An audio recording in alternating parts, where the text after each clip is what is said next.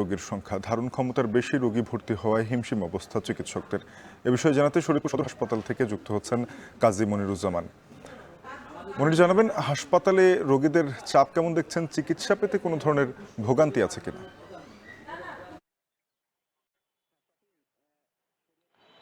হ্যাঁ শাপিন, শরীয়তপুর সদর হাসপাতাল 100 শয্যা বিশিষ্ট হাসপাতাল, কিন্তু এই মুহূর্তে হাসপাতালে কিন্তু 259 জন রোগী ভর্তি রয়েছেন।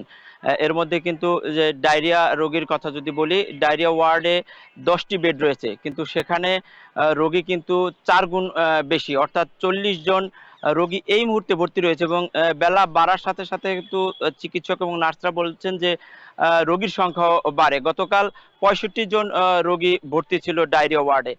এছাড়া নিউমোনিয়া, ঠান্ডা, জ্বর, কাশি নিয়েও কিন্তু রোগী ভর্তি হচ্ছেন।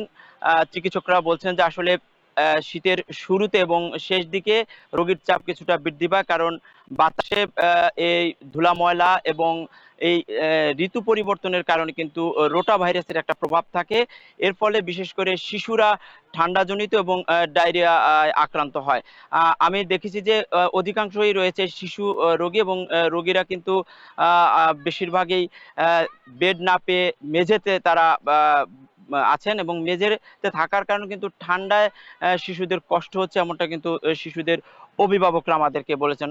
অর্থাৎ রোগীরা চরম ভোগান্তির মধ্যে রয়েছেন এখানে থাকার ক্ষেত্রে। তবে চিকিৎসকরা কিন্তু যথাসাধ্য চিকিৎসা দেওয়ার চেষ্টা চালিয়ে যাচ্ছেন, যদিও শরীয়তপুর সদর হাসপাতালে 100 শয্যার বিপরীতে 53 জন চিকিৎসক থাকার কথা, সেখানে 29 জন চিকিৎসক রয়েছে। আর শিশু বিভাগে কিন্তু মাত্র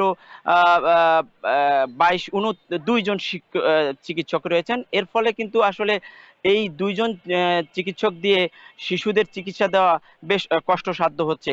তবে ওষুধের সেই ক্ষেত্রে কিন্তু কোনো ধরনের প্রভাব পড়েনি।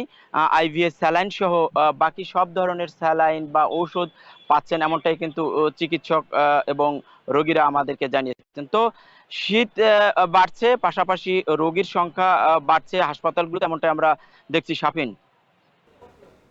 আছে ওয়ার্ল্ড ফ্লো টেকনোলজি, জাপানি